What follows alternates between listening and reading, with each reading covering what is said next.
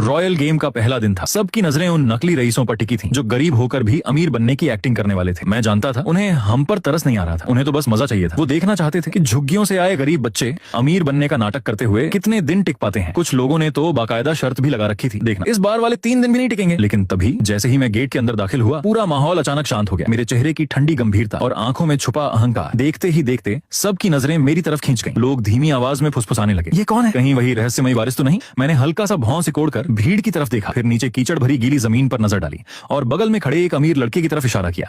अपना कोट उतारो और जमीन पर बिछाओ। लड़का हक्का बक्का रह गया। क्या? मैंने ठंडी आवाज में कहा, मुझे अपने जूतों पर पानी पसंद नहीं। इतना सुनते ही भीड़ में सनसनी फैल गई। ये लड़का पागल है क्या? इतना घमंड, पक्का कोई बड़ा वारिस होगा। लेकिन हैरानी की बात यह थी, किसी ने भी मेरा विरोध नहीं किया, क्योंकि इस बार खेल में एक नया नियम जोड़ा गया था। कुछ असली अरबपति वारिस भी अपनी पहचान छुपाकर आम छात्रों की तरह स्कूल में आए थे। इसलिए कोई समझ ही नहीं पा रहा था कि मैं सच में गरीब हूँ या फिर कोई ऐसा शेर जो भेड़ की खाल पहनकर आया हो। मैंने चारों तरफ ठंडी नजरों से देखा। जिस तरफ मेरी नजर जाती, लोग डर के मारे चुप हो जाते। पूरा माहौल जम चुका था। तभी एक अमीर लड़की ताने मारते हुए बोली, मुझे तो ये किसी झुग्गी वाले गरीब की औलाद लगता है, बस एक्टिंग अच्छी कर रहा है। मैं बिना कुछ बोले सीधे उसके सामने जाकर खड़ा हो गया और अगले ही पल छटाक मैंने उसे जोरदार थप्पड़ मार दिया। पूरा मैदान सन्न रह गया। मैंने उसकी आंखों में देखते हुए कहा, अभी क्या कहा तुमने? जरा ऊंची आवाज में बोलो। फिर मैंने जेब से रूमाल निकाला और घिन भरे चेहरे से अपना हाथ साफ करने लगा। भीड़ में खुसुर पुसुर शुरू हो गई। कमाल है, उसने उसे थप्पड़ मार दिया। वो लड़की दुनिया के टॉप 10 अरबपतियों में से एक, वे ग्रुप के मालिक की बेटी है। लड़की अपने गाल पर हाथ रखे कांप रही थी। शायद जिंदगी में पहली बार किसी ने उसके साथ ऐसा व्यवहार किया था। वो गुस्से से चीखी, तुम्हारी हिम्मत कैसे हुई मुझे मारने की? जानते भी हो मेरा बाप कौन है? मेरे पापा दुनिया के टॉप उद्योगपतियों में आते हैं। तुमने मुझे छेड़ा है, अब तुम बर्बाद हो जाओगे। लेकिन मैंने उसकी धमकी को पूरी तरह नजरअंदाज कर दिया और उसके पास से निकलकर आगे बढ़ने लगा। ये देखकर वो और भड़क गई। उसने तुरंत मेरा कपड़ा पकड़ लिया। रुको,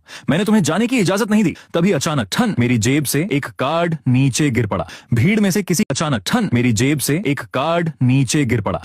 में से किसी की नजर उस पर पड़ी और वो डर से चिल्ला उठा, अरे वो देखो! सभी की नजरें जमीन पर पड़े उस कार्ड पर टिक गईं। काला कार्ड जिस पर सुनहरी नक्काशी बनी हुई थी। एक लड़का कांपती आवाज में बोला, नहीं, ये तो ब्लैक गोल्ड कार्ड है, पूरी दुनिया में जिसकी सिर्फ 3 कॉपी मौजूद है। चारों तरफ हैरानी भरी आवाजें गूंज उठी। मेरे होंठों पर हल्की सी मुस्कान आ गई। मैं मन ही मन बोला, ये चाल आखिर काम कर ही गई। बेकार नहीं गया वो पैसा जो मैंने इस नकली ब्लैक गोल्ड कार्ड को बनवाने में लगाया था। मैंने सिर उठाया और घमंड भरे अंदाज में उस लड़के की तरफ इशारा किया जिसने अभी अभी मेरे कपड़े फेंके थे। फिर जमीन पर पड़े ब्लैक कार्ड की ओर देखते हुए कहा, ये कार्ड अब तुम उठा लो, आज से ये तुम्हारा हुआ। लड़का जैसे खुशी से पागल हो गया। उसके चेहरे पर ऐसा भाव था मानो लॉटरी लग गई हो। हालांकि मैं उसे दान देने वाले अंदाज में बात कर रहा था, लेकिन उसे जरा भी अपमान महसूस नहीं हुआ। उल्टा वह चापलूसी भरी मुस्कान के साथ दौड़ता हुआ आया, मेरे पैरों के पास पड़ा ब्लैक कार्ड उठाया और दोनों हाथों से आदर पूर्वक मुझे वापस देते हुए बोला, इतना कीमती कार्ड मुझे 10 जान भी मिल जाए तब भी इसे इस्तेमाल करने की हिम्मत नहीं होगी। आप ही इसे संभाल कर रखिए सर। मैंने नफरत भरी नजर से कार्ड को देखा, फिर रूमाल के ऊपर से उस गंदे हो चुके कार्ड को पकड़ा और हल्के से उछालकर सीधे पास पड़े डस्टबिन में फेंक दिया। इतना गंदा हो चुका है, अब इसका क्या इस्तेमाल? भीड़ में खड़ा एक लड़का जिसने सबसे पहले उस कार्ड को पहचाना था, अपना सीना पकड़कर दर्द भरी आवाज में बोला, मेरा दिल, वो ब्लैक गोल्ड कार्ड था दुनिया में जिसकी सिर्फ 3 कॉपियां हैं और उसने उसे ऐसे ही कूड़े में फेंक दिया।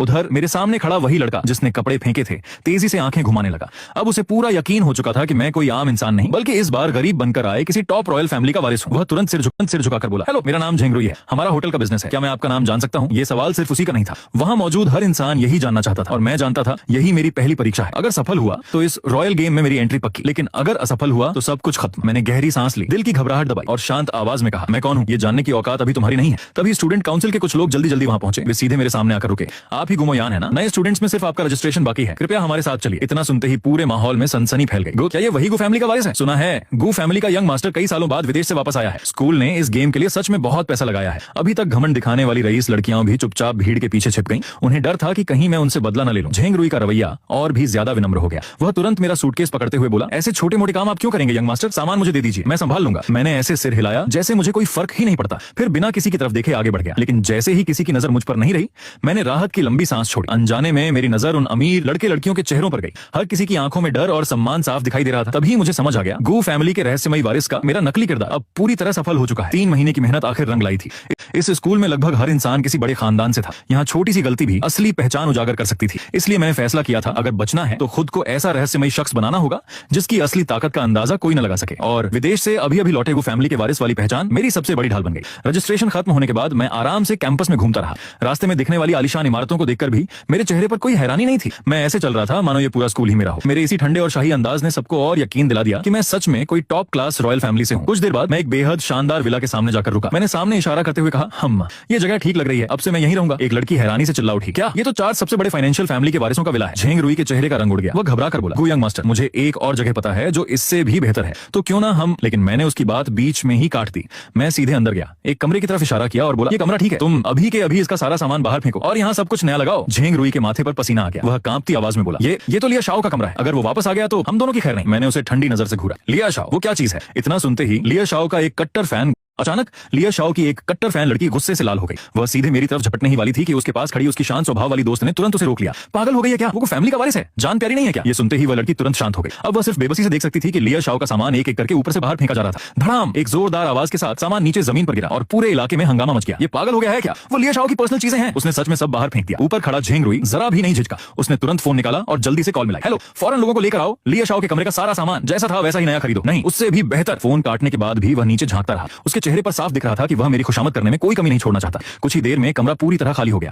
मैं साफ महसूस कर सकता था कि जैसे ही मैंने बेडरूम का दरवाजा बंद किया, पीछे से घूरती हुई सारी निगाहें गायब हो गईं। मेरे चेहरे पर लंबे समय से टिका ठंडा और घमंडी भाव भी तुरंत टूट गया। मैंने राहत की सांस ली और सीधे उस आलीशान नरम बिस्तर पर गिर पड़ा। सीने पर हाथ रखते हुए मैं धीरे से बोला, आखिर पहला लेवल पार हो ही गया। इस रॉयल गेम के लिए मैंने बहुत तैयारी की थी। मैंने अपनी सारी पार्ट टाइम नौकरियां छोड़ दी। यहाँ तक कि स्कूल से मिले 10 लाख रुपए के एडवांस का इस्तेमाल करके पूरे 3 महीने तक जासूसों से अमीर खानदानों की जानकारी इकट्ठा करवाई। हर बड़े परिवार की डिटेल, उनका बैकग्राउंड, उनकी आदतें, यहाँ तक कि उनके बोलने का तरीका भी मैंने याद कर लिया था। खासकर 4 सबसे बड़े बिजनेस फैमिली की जानकारी, वो तो मुझे पूरी किताब की तरह याद थी। मैंने तो ऑनलाइन लोन ऐप से 1 करोड़ रुपए तक उधार ले लिया था, क्योंकि मैं जानता था एक बार इस रास्ते पर कदम रख दिया तो अब पीछे लौटने का मौका नहीं है। या तो मैं सफल होऊंगा या जिंदगी भर कर्ज में डूबा रहूंगा। मैं धीरे से उठकर बैठा, जेब से अपनी और मां की पुरानी फोटो निकाली। फोटो को देखते ही मेरी आंखें गंभीर हो गई। मैंने मन ही मन कसम खाई, इस बार मैं सिर्फ 1 महीने बाद मिलने वाला इनाम नहीं जीतूंगा, मैं अपनी किस्मत बदल दूंगा। मैं इस दुनिया की सबसे ऊंची जगह पर खड़ा होना चाहता हूं, ताकि दोबारा कोई मुझे कुचल न सके। अब मैं वो कमजोर इंसान नहीं बनूंगा जिसे लोग पैरों तले रौंद देते हैं। इस बार मैं पिरामिड की सबसे ऊपरी चोटी पर खड़ा होऊंगा। अगले दिन मैं क्लास में ठीक घंटी बजने से कुछ सेकंड पहले दाखिल हुआ। जैसे ही मैं अंदर आया, पूरी क्लास की निगाहें एक साथ मेरी तरफ घूम गई, लेकिन मैंने ऐसे दिखाया जैसे मुझे किसी की परवाह ही नहीं। मैं आराम से चलता हुआ खिड़की के पास वाली सीट पर जाकर बैठ गया। मेरे पास बैठे बाकी स्टूडेंट्स मुझे देखते ही अपनी सीट छोड़कर दूर चले गए। कोई भी उस रहस्यमयी गू फैमिली के वारिस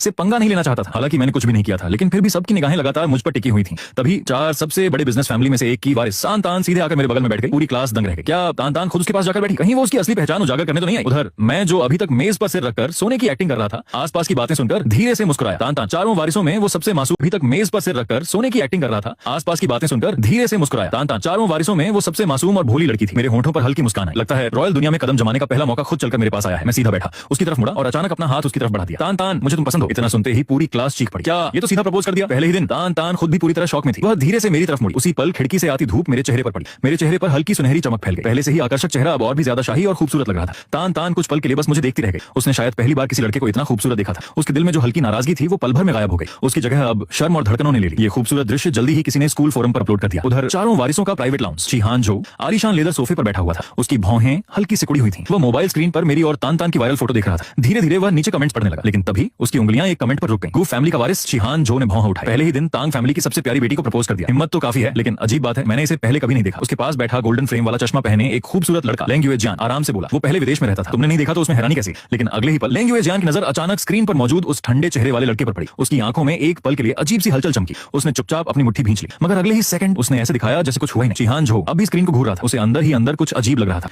चिहान झो के चेहरे पर दिख रही उलझन ने पास में बोर होकर बैठे लिया शाओ की उत्सुकता पूरी तरह जगा दी। वह तुरंत आगे बढ़ा और चिहान झो के हाथ से मोबाइल छीन लिया। जरा मैं भी तो देखूं, आखिर वो कौन है जिसने हमेशा शांत रहने वाले चिहान झो को ऐसी हालत में पहुंचा दिया। चिहान झो कुछ समझ पाता उसे पहले ही लिया शाओ मोबाइल लेकर दूसरी तरफ वाले सोफे पर कूद कर बैठ गया। उसने फोटो झूमकी। स्क्रीन पर खिड़की के पास बैठा एक बेहद खूबसूरत लड़का दिखाई दिया। सूरज की रोशनी उसके चेहरे पर पड़ रही थी। उसकी ठंडी आंखें, शांत चेहरा और शाही आभा। कुछ पल के लिए लिया शाओ भी स्तब्ध रह गया। ओह, तेरी इतना खूबसूरत इंसान भी होता है क्या? अगर ऐसा कोई हमारे सर्कल में होता तो मुझे आज तक पता कैसे नहीं चला? चिहान झो ने धीरे से सिर हिलाया। सही कह रहे हो, उसके चेहरे और स्टेटस के हिसाब से उसका नाम पहले से पूरे एलीट सर्कल में मशहूर होना चाहिए था, लेकिन उसके बारे में कोई जानकारी ही नहीं है। ये बात काफी अजीब है। पास बैठा लेंग युए जियान अपनी नाक पर चश्मा ठीक करते हुए ठंडी आवाज में बोला, चिहान जो तुम कुछ बदले बदले नहीं लग रहे। पहले तो तुम्हें ऐसी चीजों में जरा भी दिलचस्पी नहीं होती थी। चिहान जो एक पल को चौंका, फिर तुरंत सामान्य होते हुए बोला, ऐसी कोई बात नहीं, बस यूं ही अंदाजा लगा रहा था। लेकिन अब तक लिया शाओ उनकी बातें सुन ही नहीं रहा था। उसकी नजर लगातार मोबाइल स्क्रीन पर मौजूद उस ठंडे चेहरे वाले लड़के पर टिकी हुई थी। उसकी उंगलियां धीरे धीरे स्क्रीन पर मेरे चेहरे को छू रही थी। फिर उसके होंठों पर हल्की खतरनाक मुस्कान उभरी। दिलचस्प, बहुत दिलचस्प। दोपहर का समय, स्कूल के सभी अमीर लड़के और लड़कियां कैफेटेरिया में खाना खाने पहुंचे। मैं अकेले कोने वाली सीट पर बैठा था। मेरे सामने स्टीम्ड ग्रुपर फिश रखी थी। मैंने नीचे प्लेट की तरफ देखा और अचानक मेरी आंखें हल्की सिकुड़ गईं, क्योंकि इस रॉयल स्कूल में एक बेहद खतरनाक नियम था। असली अमीर लोग मछली का सिर्फ गिल्स के पास वाला चांद के आकार का छोटा टुकड़ा खाते थे। अगर कोई फिश की पीठ वाला हिस्सा खा ले तो तुरंत समझ लिया जाता था कि वह गरीब परिवार से है। यही इस रॉयल गेम की दूसरी परीक्षा थी। कई नकली अमीर लोग इसी टेस्ट में पकड़े गए थे और फिर पूरी जिंदगी के लिए बदनाम हो गए। लेकिन मैंने इसके लिए पहले से तैयारी कर रखी थी। पूरे आधे महीने तक घर पर सिर्फ मछली खाने की प्रैक्टिस की थी। मैंने बिना किसी भाव के चॉपस्टिक उठाई और सीधे गिल्स के पास वाले चांद आकार के टुकड़े की तरफ बढ़ा दी। तुरंत महसूस हुआ कि आसपास की शक भरी निगाहें थोड़ी कम हो गई। तभी अचानक कान तान अपनी ट्रे लेकर मेरे सामने आकर बैठ गई। वो मुस्कुराते हुए बोली, गुमो यान, तुम्हें भी फिश पसंद है? वाह, मुझे भी बहुत पसंद है। मैंने सिर नहीं उठाया, बस हल्का सा सिर हिलाकर जवाब दिया। हालांकि मैं क्लास वाले प्रपोजल को मजाक बता चुका था, लेकिन तान तान उम्मीद से ज्यादा मेरे करीब आने लगी थी। वह लगातार मेरे सामने उत्साह से स्कूल की गॉसिप सुनाई जा रही थी। धीरे धीरे उसके बनाए हल्के माहौल में मैं भी थोड़ा रिलैक्स हो गया और तभी मेरे हाथ में पकड़ी चॉपस्टिक हल्की सी फिसल गई। वह लगभग फिश की पीठ वाले हिस्से की तरफ बढ़ चुकी थी। मेरा दिल जोर से धड़क उठा, चेहरे पर तुरंत ठंडा पसीना आ गया। चाहे मैंने आधा महीना प्रैक्टिस की हो, लेकिन आखिरकार मैं बचपन से वही हिस्सा खाता आया था। वो गरीबों की आदत थी जो इतनी आसानी से नहीं जाती। तभी तान तान ने जल्दी से मुझे रोक लिया। उसे लगा कि मैं विदेश से आया हूँ, इसलिए यहाँ के नियम नहीं जानता। वह मासूमियत से बोली, अरे फिश की बैक वाली साइड मत खाना, शायद तुम्हें नहीं पता, हमारे स्कूल में एक अनकहा नियम है, यहाँ लोग सिर्फ गिल्स वाला हिस्सा खाते हैं, वरना लोग गरीब समझ लेंगे। मैंने मन ही मन राहत की सांस ली। अच्छा हुआ तान तान बहुत भोली थी और मेरी पहचान पर पूरा भरोसा करती थी, वरना अभी मेरी पोल खुल जाती। मैंने तुरंत बिना चेहरे का भाव बदले चॉपस्टिक की दिशा बदली और सही वाला टुकड़ा उठाकर आराम से मुंह में डाल लिया। फिर हल्की मुस्कान के साथ तान तान की तरफ देखा। तान तान ने सीने पर हाथ रखकर राहत की सांस ली। मैं जानती थी घूमो यान जैसा इंसान फिश की बैक साइड नहीं खा सकता, तो तुम बस खाना बर्बाद होने से बचा रहे थे। उसका चेहरा हल्का लाल हो गया। घूमो यान, वो सच में बहुत जेंटल है, शायद मुझे सच में उससे प्यार होने लगा है। उधर दूसरी मंजिल पर मौजूद चारों बड़े खानदानों के प्राइवेट डाइनिंग एरिया में लिया शाओ ने नीचे बैठे मुझे ध्यान से देखा। उसने साफ देख लिया था कि मैं अभी अभी लगभग गलत हिस्सा खाने वाला था। उसके होंठों पर रहस्यमय मुस्कान आ गई। उसने सामने बैठे ची हान जो की तरफ देखा। हान जो, तुमने देखा, अभी वो गुमो यान फिश की बैक साइड खाने वाला था। ची हान जो धीरे धीरे वाइन ग्लास घुमाते हुए नीचे देखने लगा। उसकी आंखों में शक साफ दिखाई दे रहा था। हम थोड़ा अजीब तो है, लेकिन अगर वो विदेश में पला बड़ा है तो उसकी आदतें अलग होना भी सामान्य है। लिया शाओ ने लापरवाही से भौंक उठाई, शायद, लेकिन अब मुझे उस मशहूर गु फैमिली के वारिस में और भी ज्यादा दिलचस्पी होने लगी है। इतना कहकर वो अचानक खड़ा हो गया और सीधा नीचे कैफेटेरिया की तरफ बढ़ने लगा। उधर मैं अभी भी आराम से खाना खा रहा था। तान तान लगातार मुझे चारों बड़े बिजनेस फैमिली की कहानियां सुना रही थी। तभी अचानक एक लंबी काली परछाई हमारे सामने आकर रुक गई। पूरे कैफेटेरिया की रोशनी जैसे ढक गई हो। मैं और तान तान दोनों ने एक साथ सिर उठाया और सामने लिया शाओ खड़ा था, चेहरे पर वही बेफिक्र। सामने ली शाओ खड़ा था। उसका कॉकी और कैफी एटीट्यूड साफ दिख रहा था। उसने नीचे झुककर मेरी प्लेट देखी, जहां ग्रुपर का ऑलमोस्ट सारा क्रेसेंट मीट खत्म हो चुका था। उसने प्रोवोकेटिवली स्माइल करते हुए कहा, क्या हुआ यंग मास्टर गु, अभी अभी कंट्री वापस आए हो, इसलिए रूल्स नहीं पता, चाहो तो मैं सिखा दूं। पूरे कैफेटेरिया का अटेंशन तुरंत हमारी तरफ आ गया। सबने चॉपस्टिक्स नीचे रख दिया और क्यूरियोसिटी से देखने लगे। आखिर चारों टॉप टाइकून फैमिलीज में से एक का एयर खुद गु फैमिली के सपोजिटली टॉप एयर को चैलेंज कर रहा था। ऐसा सीन कौन मिस करता। ली शाओ कैजुअली एक चेयर खींचकर मेरे सामने बैठ गया। उसके फेस पर केयरलेस और अनरूली एक्सप्रेशन था। उसने अपनी प्लेट का ग्रुपर मेरी तरफ पुश किया और बोला, क्या हुआ, डर गए, या अब्रॉड रहकर तुम ये सब खाने के आदी हो गए हो। उसके वर्ड्स में पुअर लोगों को नीचा दिखाने वाली टोन साफ थी। मैंने अपने चॉपस्टिक्स को थोड़ा टाइट पकड़ लिया और अंदर के एंगर को दबा दिया। ये सीधा प्रोवोकेशन था। मुझे समझ आ गया कि मेरी थोड़ी सी गलती ने ऑलरेडी चारों टाइकून फैमिलीज को सस्पिशियस बना दिया है। अब मुझे और केयरफुल रहना पड़ेगा। मैंने उसकी प्रोवोकेशन को इग्नोर किया, कामली हैंडकरचीफ निकाला, माउथ वाइप किया और कोल्ड नजरों से उसकी तरफ देखा। फिर फ्लैट वॉइस में बोला, तुम वहां नोज घुसा रहे हो जहां तुम्हारा कोई काम नहीं। क्या तुम्हें मुझ पर क्रश है? जैसे ही मैंने ये कहा, पूरा क्राउड मामर करने लगा। किसी को विश्वास नहीं हुआ कि मैंने इतनी बड़ी इंसल्ट कर दी। ली शाओ का फेस तुरंत रेड हो गया। वो टेबल पर जोर से हाथ मारकर खड़ा हो गया और गुस्से में चिल्लाया, नॉनसेंस, मैं टोटली स्ट्रेट हूं, मुझे तुम जैसे अननोन बैकग्राउंड वाले लड़के पर क्रश क्यों होगा। मैंने बिना रिएक्ट किए कामली अपनी प्लेट उठाई, खड़ा हुआ और कंटेम्प्चुअस एक्सप्रेशन के साथ उसकी तरफ देखा। हाँ सही कहा, तुम मेरे लायक भी नहीं हो। इतना कहकर मैं मुड़ा और वहां से चला गया। पीछे ली शाओ गुस्से से कांपता हुआ मेरी तरफ उंगली दिखा रहा था। टैंग टैंग जल्दी से मेरे पीछे आई और जाते हुए ली शाओ को देखकर धीमे से बोली, अच्छा हुआ, किसने कहा था बिना वजह पंगा लेने को। ऊपर बैठे हंचो ने ये पूरा सीन देखा और शॉक्ड रह गया। उसे उम्मीद नहीं थी कि ली शाओ इतनी जल्दी हार जाएगा। हंचो ने वाइन ग्लास को धीरे से घुमाया और उसके लिप्स पर मीनिंगफुल स्माइल आई। इंटरेस्टिंग, चीजें अब और मजेदार हो रही हैं। मैं वापस क्लासरूम में आकर क्लास स्टार्ट होने का वेट करने लगा। तभी अचानक मेरे फोन पर एक वियर्ड मैसेज आया। लिखा था, केयरफुल रहो, अभी ली शाओ की काफी इंसल्ट हुई है, वो तुम्हें आसानी से नहीं छोड़ेगा। मुझे नहीं पता था ये मैसेज किसने भेजा, लेकिन अंदाजा था कि जो लोग ली शाओ को सीधे नाम से बुला सकते हैं वो सिर्फ बाकी टॉप टाइकून फैमिलीज के एयर्स ही हैं। मैंने थोड़ा सोचा, लेकिन समझ नहीं आया कि उनमें से कौन मेरी हेल्प करेगा। काफी देर तक सोचने के बाद भी कोई आंसर नहीं मिला तो मैंने फोन रख दिया और फिलहाल इस बात को साइड में कर दिया, क्योंकि जिसने भी वार्निंग दी है वो अभी के लिए मुझे हार्म नहीं करेगा। अगले कुछ दिनों में मैसेज सही साबित हुआ। ली शाओ बार बार मेरे सामने आने लगा अटेंशन के लिए। उसने सीधे अटैक नहीं किया, लेकिन उसके ट्रिक्स और ज्यादा इरिटेटिंग थे। कभी मेरे डेस्क में रैट्स डाल देता, कभी चेयर पर चिली वाटर डाल देता, या जानबूझकर रिच लोगों की इनसाइडर बातें मेरे सामने बोलता। लेकिन ये सब ट्रिक्स मुझ पर काम नहीं कर पाए। मैंने भी उसे सेम तरीके से जवाब दिया और हर बार उसे शट डाउन कर दिया। धीरे धीरे सिचुएशन ऐसी हो गई कि स्कूल में जो भी प्रैंक होता उसका ब्लेम सीधे उसी पर जाता। आखिरकार ली शाओ इतना परेशान हो गया कि कुछ दिनों के लिए लो प्रोफाइल में चला गया और मुझे डिस्टर्ब करना बंद कर दिया। देखते ही देखते हाफ मंथ गुजर गया और गेम अपने फाइनल स्टेज में एंटर कर गया। मैं उस ह्यूज कैश प्राइज के और करीब पहुंच गया। इस दौरान टैंग टैंग के साथ मेरा बॉन्ड और स्ट्रॉन्ग होता गया। मेरी गू फैमिली के यंग मास्टर वाली आइडेंटिटी की वजह से अब बहुत सारे रिच और पावरफुल फैमिलीज मेरे आसपास घूमने लगे थे। सब मुझे इंप्रेस करने और फेवर लेने की कोशिश कर रहे थे। मेरा वॉलेट दिन ब दिन हैवी होता जा रहा था। सब कुछ परफेक्टली मेरे फेवर में जा रहा था। लेकिन सच ये है कि कोई भी फ्लॉ हमेशा छुपा नहीं रह सकता। जुंग रुई, वही लड़का जिसने शुरू में मेरा लगेज कैरी किया था, उसने धीरे धीरे नोटिस करना शुरू कर दिया कि मेरे अंदर कुछ ऑफ है। उसने ऑब्जर्व किया कि मैंने एक ही आउटफिट एक वीक में 2 बार पहन लिया। रिच स्पॉइल्ड किड्स के लिए ये बहुत बड़ा रेड फ्लैग होता है। एक दिन पी क्लास के बाद मुझे अचानक लगा कि मेरा बैकपैक किसी ने चेक किया है। मेरा दिल तेजी से धड़कने लगा। मैंने पैनिक में चारों तरफ देखा और तुरंत मेरी नजर जुंग रुई पर जाकर रुकी, जो क्वाइटली भागने की कोशिश कर रहा था। उसी मोमेंट मैं पूरी तरह अलर्ट हो गया। भले ही मैंने नोबल से जुड़ी सारी इंफॉर्मेशन पहले ही सेफ हाइड कर दी थी, लेकिन मुझे पता था जुंग रुई जैसे लोग जो शुरू में सबसे ज्यादा चापलूसी करते हैं, वही मौका मिलते ही बैकस्टैप करते हैं। अगर उसे पता चल गया कि मैं एक नॉर्मल लड़का हूं जो पहले 2 वक्त का खाना भी अफोर्ड नहीं कर पाता था, तो वो डेफिनेटली मुझे डिस्ट्रॉय करने में कोई कसर नहीं छोड़ेगा। क्लास के दौरान जुंग रॉय जानबूझकर मेरी तरफ झुककर लाउड वॉइस में बोला, यंग मास्टर गू, ये लिमिटेड एडिशन स्नीकर्स आपने 3 दिन से पहने हुए हैं, चेंज क्यों नहीं किए? गू फैमिली इतनी बड़ी है, क्या आपके पास नए शूज खरीदने के पैसे नहीं है? पूरा क्लास तुरंत मेरी तरफ देखने लगा, विस्पर्स फैलने लगे। हाँ, हमने भी नोटिस किया ये शूज बार बार पहनता है। क्या ये सच में गू फैमिली का एयर है या कोई फेक कॉमनर? जुंग रॉय के फेस पर स्मग स्माइल आ गई। साफ था उसने ये सब इंटेंशनली किया था ताकि मैं पब्लिक में स्लिप कर जाऊं। मैंने कैजुअली आईब्रो रेज किया और स्कॉफ करते हुए बोला, तुम्हें इतना बेसिक भी नहीं पता, ये शूज फेमस इंटरनेशनल डिजाइनर के कस्टम मेड है। ये डिस्ट्रेस स्टाइल है, हर पैर स्पेशल टेक्निक से बनाया जाता है। जितना ज्यादा वॉर्न दिखे उतना ज्यादा वैल्यूएबल होता है। जुंग रुई ने तुरंत रिजेक्ट कर दिया। उसे लगा मैं ब्लफ कर रहा हूं। उसने हंसते हुए कहा, बंद करो, ये फेक बात है, ऐसा कोई स्टाइल नहीं होता। जरूर तुमने ये चीप कॉपी कहीं से खरीदी है। कुछ लोग उसकी बात मानने लगे, लेकिन तभी एक नॉलेजेबल स्टूडेंट शॉक में बोल उठा। मुझे पता है ये कौन से शूज हैं। ये मास्टर केविन के फाइनल वर्क हैं, जो अभी रिसेंटली कंट्री वापस आए हैं। पूरी दुनिया में सिर्फ 3 पेयर्स हैं। ये सुनते ही पूरा क्लास स्टन रह गया। लोगों को यकीन नहीं हो रहा था कि ऐसे शूज भी होते हैं जो जितने पुराने दिखें उतने वैल्यूबल हों। जुंग रुई का कॉन्फिडेंस टूट गया, वो पीछे हट गया। उसके फेस पर शॉक साफ दिख रहा था। मैं अंदर ही अंदर स्माइल कर रहा था, क्योंकि यही वो मोमेंट था जिसका मैं वेट कर रहा था। जिस दिन उसने मेरा बैग चेक किया, उसी दिन मुझे समझ आ गया था कि वो मुझे एक्सपोज करने की कोशिश करेगा। इसलिए मैंने पहले से काउंटर प्लान तैयार कर लिया था। मैंने एक प्राइवेट इन्वेस्टिगेटर हायर किया था जिसने पता लगाया कि मास्टर केविन के शूज कहाँ हैं। पता चला एक पैर म्यूजियम में डिस्प्ले पर है। मैंने अपनी फेक रिच आइडेंटिटी का यूज करके म्यूजियम मैनेजर को इंटिमिडेट किया और अपनी सारी बची हुई मनी खर्च करके 3 दिन के लिए वो शूज रेंट पर लिए। मैंने जानबूझकर वही शूज बार बार पहने ताकि जुंग रुई डाउट करे और पब्लिक में मुझे कॉल आउट करे, ताकि मैं उसी के ट्रैप को यूज करके अपनी आइडेंटिटी और स्ट्रांग बना सकूं। अब कोई भी ये क्वेश्चन नहीं करेगा कि मैं सेम क्लोथ्स रिपीट क्यों करता हूं। सब यही सोचेंगे कि ये भी कोई एक्सपेंसिव कस्टम पीस है जो उनकी रीच से बाहर है। ये प्लान एक साथ 2 फायदे दे रहा था। मैंने जुंग रुई का हाथ पकड़ा और उसे जोर से जमीन पर पटक दिया। फिर वो ब्रिक उठाई जो मैंने पहले से रेडी रखी थी। मेरी आईज में ठंडी क्रूरता थी। मैंने पूछा, कौन सा हाथ यूज किया था मेरे बैग में घुसने के लिए? जुंग रुई पूरी तरह डर गया। उसका फेस पर्पल पड़ गया। उसे रियलाइज हो गया कि उसने किसी डेंजरस इंसान को छेड़ दिया है, लेकिन मुझे उसकी हालत से कोई फर्क नहीं पड़ा। जब उसने जवाब नहीं दिया तो मैंने बिना हेजिटेशन उसका रिस्ट तोड़ दिया और वहां से चला गया। ये खबर पूरे स्कूल में लाइटनिंग स्पीड से फैल गई।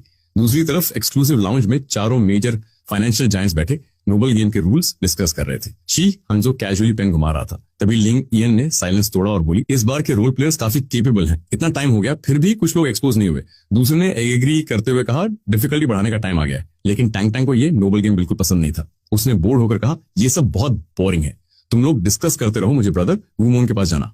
इतना कहकर वो इम्पेशेंटली उठी और बाहर चली गई। लाशाओ ने जैसे ही गुमोन का नाम सुना, उसकी आईज में एक शार्प कनिंग चमक आई। लिप्स के कॉर्नर पर मिस्चीवियस स्माइल उभर आई। वो थोड़ा आगे झुका और धीमी आवाज में बाकी 2 एयर्स के कान में कुछ विस्पर किया। उसकी प्लान इतनी इंटरेस्टिंग थी कि तुरंत अप्रूव हो गई। लिंग ईयन ने ऊपर से तो कोई खास रिएक्शन नहीं दिया, लेकिन अंदर ही अंदर उसने भी हल्का सा नोट कर दिया। गेम अब एक नए लेवल पर जाने वाला था। दूसरी तरफ मैं अपने बेडरूम के सॉफ्ट बेड पर पड़ा हुआ था। फोन की स्क्रीन को घूर रहा था, जहां बैलेंस डेंजरसली लो दिख रहा था। जुंग रुई सिचुएशन को मैंने स्मार्टली हैंडल तो कर लिया था, लेकिन उसके चक्कर में मेरी पूरी सेविंग्स ऑलमोस्ट खत्म हो चुकी थी। अब मेरे लिए सबसे बड़ा प्रॉब्लम था पैसे अरेंज करना, क्योंकि गेम खत्म होने में अभी भी ऑलमोस्ट 1 वीक बाकी था। मैं दिमाग लगाकर हर पॉसिबल तरीका सोच रहा था मनी अर्न करने का। तभी अचानक फोन पर नोटिफिकेशन आया। मैंने तुरंत मैसेज खोला। क्लास ग्रुप में वॉइस मैसेज था। अनाउंसमेंट थी कि अगले फ्राइडे नाइट स्कूल का एनुअल फ्रेशमैन गला होने वाला है और उस इवेंट में हर स्टूडेंट को अपनी फैमिली आइडेंटिटी रिप्रेजेंट करने वाला कोई टोकन लाना होगा और सबके सामने उसका इंट्रोडक्शन देना होगा। ये सुनते ही मैं एकदम से बेड पर सीधा बैठ गया। मेरी आईज स्क्रीन पर फ्रीज हो गई। मेरे दिमाग में सिर्फ एक ही थॉट घूम रहा था, डैम, मैं एक स्लम में पला बड़ा गरीब लड़का हूँ। मैं फैमिली आइडेंटिटी टोकन आखिर लाऊंगा कहां से? अगर इस बार भी मैंने मिस्टेक कर दी तो अब तक की सारी मेहनत 1 सेकंड में बर्बाद हो जाएगी और इस बार बच निकलना पहले से कहीं ज्यादा मुश्किल होने वाला है। मैं तो जल्दी ही एक्सपोज हो जाऊंगा, है ना? मैंने अपना सिर नीचे किया और सोचा, ये तो साफ साफ एक डेथ ट्रैप है सारे रोल प्लेयर्स के लिए। ये रूल पहले कभी नोबल स्कूल में था ही नहीं। क्या इनका पेशेंस खत्म हो गया है या फिर इन्हें कुछ शक हो गया है? लेकिन कुछ भी हो, अभी सबसे जरूरी है इस क्राइसिस से निकलना। मैं बेचैनी में इधर उधर पेस कर रहा था। तभी उसी अजीब नंबर से फिर एक मैसेज आया, अगर इस क्राइसिस से निकलना है तो आज रात 10 बजे स्कूल रूफटॉप पर मिलो। मैं उस टेक्स्ट को काफी देर तक देखता रहा। आखिर मैंने जाने का फैसला किया, क्योंकि यही एक तरीका है अपना नोबल डिस्गाइज बनाए रखने का। यही मेरी आखिरी लाइफलाइन है। धीरे धीरे रात हो गई। मैं टाइम पर स्कूल रूफटॉप पहुंचा, लेकिन वहां जिस इंसान को देखा उसकी बिल्कुल उम्मीद नहीं थी। लैंग एजियन मुड़ी और मेरी तरफ चलने लगी। हवा उसके बालों को हिला रही थी और उस खामोश रात में उसके हाई हील्स की आवाज साफ सुनाई दे रही थी। उसने मेरे चेहरे पर शॉक देखा और हल्का सा हंस पड़ी। क्या हुआ? मुझे देखकर सरप्राइज हो गए। मैंने अपने चेहरे से शॉक हटाया, अपना फेक रिच नोबल एक्ट छोड़ दिया और अपना असली रूप दिखा दिया। क्योंकि अगर उसने मुझे ये मैसेज भेजा है तो उसे मेरी पूरी आइडेंटिटी पहले से पता होगी। अब प्रिटेंड करने का कोई मतलब नहीं था। मैं उसके सामने खड़ा था, उसकी खूबसूरती देखकर भी कंफ्यूज था। क्योंकि अगर उसने मुझे ये मैसेज भेजा है तो उसे मेरी पूरी आइडेंटिटी पहले से पता होगी। अब प्रिटेंड करने का कोई मतलब नहीं था। मैं उसके सामने खड़ा था, उसकी खूबसूरती देखकर भी कंफ्यूज था। मैंने सिर हिलाया। मैं समझ नहीं पा रहा, तुम मेरी हेल्प क्यों कर रही हो? लैंग एजियन ने एक जड़े पेंडेंट निकाला जिस पर गू फैमिली का सिंबल बना हुआ था। उसने वो मुझे देते हुए कहा, ये गू फैमिली की यंग मास्टर का पर्सनल जड़े पेंडेंट है, असली नहीं है, बस रिप्लिका है, लेकिन उन डिम विटेड रिच नोबल्स को बेवकूफ बनाने के लिए काफी है। मैं एक सेकंड के लिए फ्रीज हो गया। मैंने उसे लेने की हिम्मत नहीं की। ये देखकर उसने मेरा हाथ पकड़ा और पेंडेंट मेरे हाथ में रख दिया। ले लो, ये तुम्हारे लिए थैंक यू गिफ्ट है जो तुमने 10 साल पहले किया था। तुमने एक छोटी लड़की को एली में बचाया था और खुद ऑलमोस्ट मर गए थे। उसके इतना कहते ही मेरे दिमाग में मेमोरीज फ्लड हो गई। मुझे अचानक 10 साल पहले की वो रात याद आ गई जब मैंने एक छोटी लड़की को थग से घिरा हुआ देखा था। मौका देखकर मैं तुरंत उसे बचाने दौड़ पड़ा, लेकिन वो लोग ज्यादा थे। लड़की तो बचकर निकल गई, लेकिन मुझे बुरी तरह पीटा गया। तभी लैंग एजियन की ठंडी आवाज ने मुझे वापस रियलिटी में खींच लिया। मैंने कभी नहीं सोचा था कि तुमसे यहाँ फिर मिलूंगी। मैं होश में आया, मैंने वो जड़े पेंडेंट ले लिया और उसे एक सिंसियर स्माइल दी।